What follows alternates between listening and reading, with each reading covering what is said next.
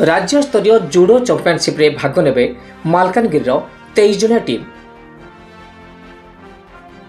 आसंता 27 तारीख ठारू 30 तारीख पर्यंत खोर्धा जिलार केटी ग्लोबल स्कूल परिसर रे हेबाक थिबा राज्यस्तरीय जुडो चैंपियनशिप रे विभिन्न वर्ग यथा सब जूनियर, जूनियर, कैडेट, सीनियर, पुरुष एवं महिला विभाग रे भाग नेबे मालकानगिरी जिलार खेलाड़ी समेत ऑफिशियल 23 जन खोर्धा जिला को आज गस्त करछंती। खेलाड़ी मध्य प्रायतः समस्त विभिन्न आदिवासी संप्रदायर होइतला बेले किछि बापा मा छेउंड अनाथ खेलाड़ी भी अछंती। आउमा गुरुकुल प्रेसिडेंट रत्नाकर दास सहित अनेक समाजसेवी उपस्थित रही खेलाड़ी मानकु प्रेरणा देवा सहित फुलतोड़ा टोपी, चॉकलेट, मिठा आदि उपहार दे फूल चंदन दे शुभकामना जणाଇବା सहित सफलता कामना करछंती। मालकानगिरी प्रियरंजन प्रणाम रिपोर्ट ओटीएन टीवी।